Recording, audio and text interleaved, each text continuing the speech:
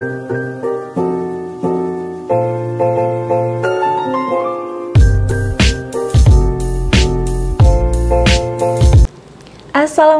warahmatullahi wabarakatuh. Salam sejahtera buat kita semua. Halo teman-teman, bagaimana kabar kalian? Aku harap kalian selalu sehat dan selalu semangat dalam mencapai cita-cita. Welcome to my YouTube channel bersama dengan aku Hikmah. Sharing is caring.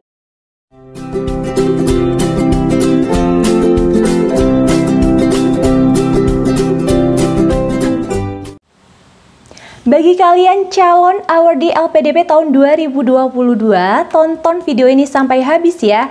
Jangan di skip sama sekali supaya kalian mendapatkan informasi selengkap-lengkapnya terkait dengan beasiswa LPDP.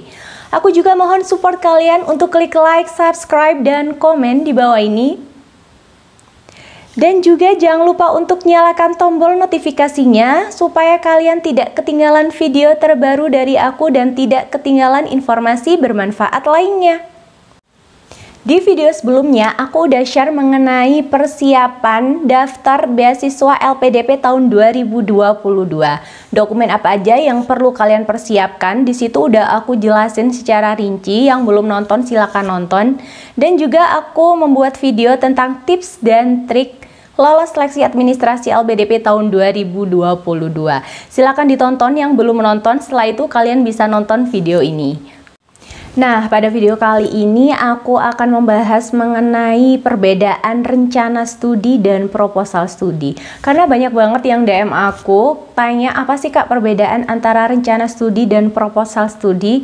Di video kali ini juga aku bakal jelasin kaitan antara keduanya, antara rencana studi dan proposal studi. Jadi bagi kalian calon awardee LPDP tahun 2022, stay tune terus di video aku karena aku bakal jelasin secara rinci dan juga aku bakal kasih tips ke kalian bagaimana cara membuat proposal studi dan rencana studi yang sesuai dengan ketentuan LPDP.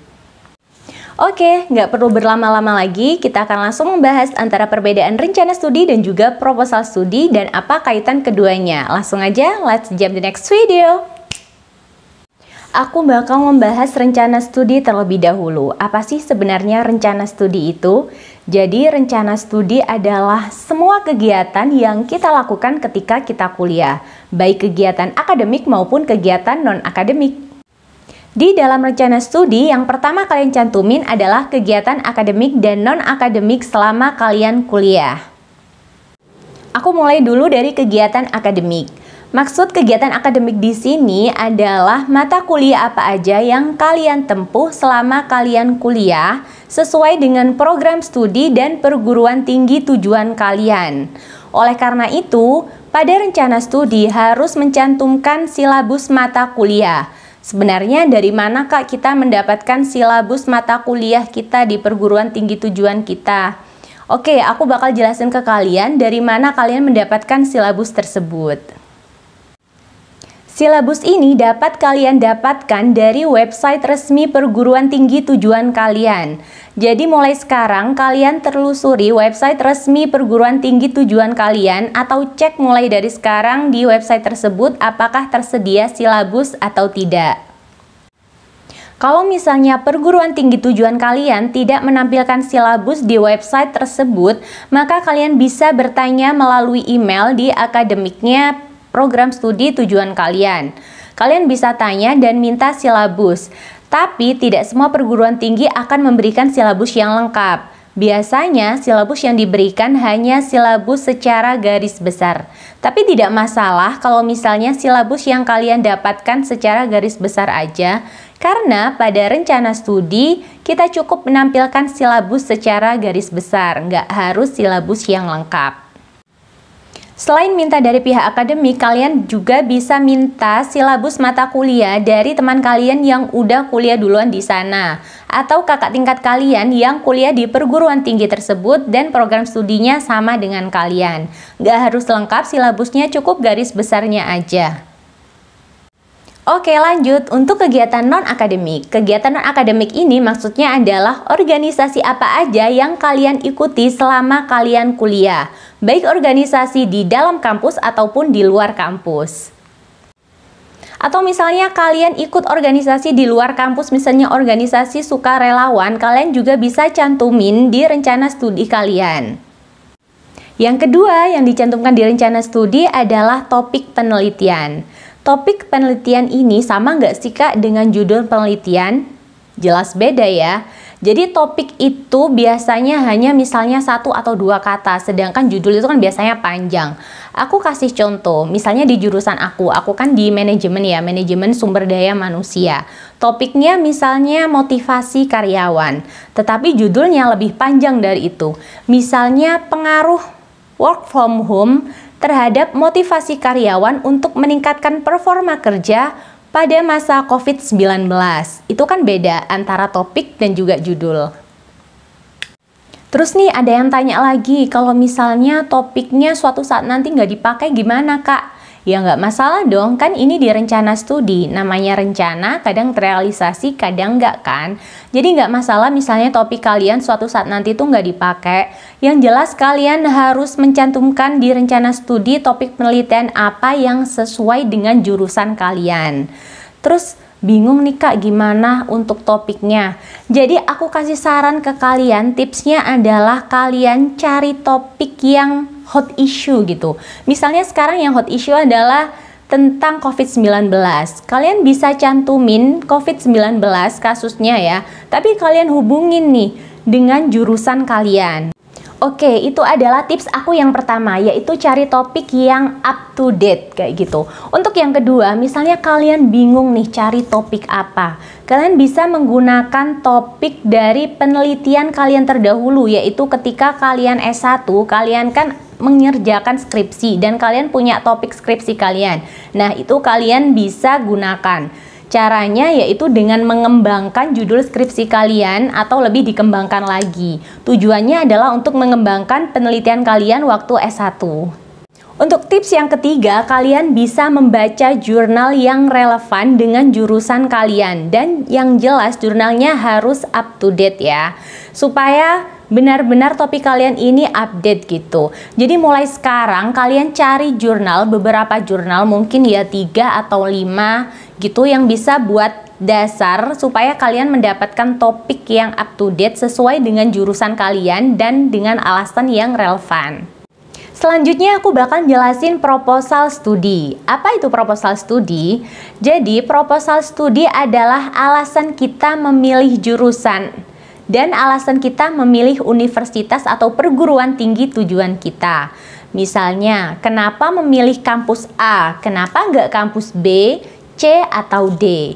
Aku contohin dulu aku kenapa memilih UGM, khususnya di MMUGM ya.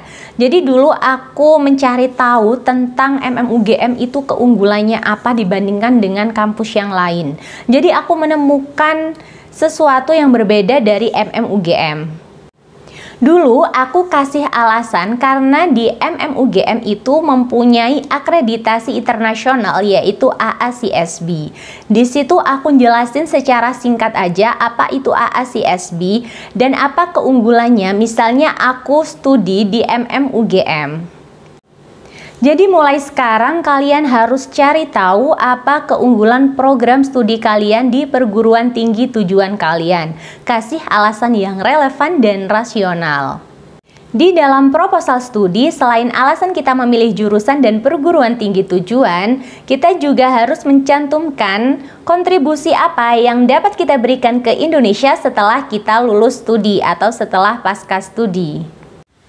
Nah, tips dari aku dalam menyusun proposal studi adalah usahakan alasan kalian memilih jurusan dan perguruan tinggi tujuan itu berkaitan atau sesuai dengan kontribusi kalian yang akan kalian berikan ke Indonesia setelah pasca studi. Aku kasih contoh ya, misalnya jurusan kalian yaitu pendidikan.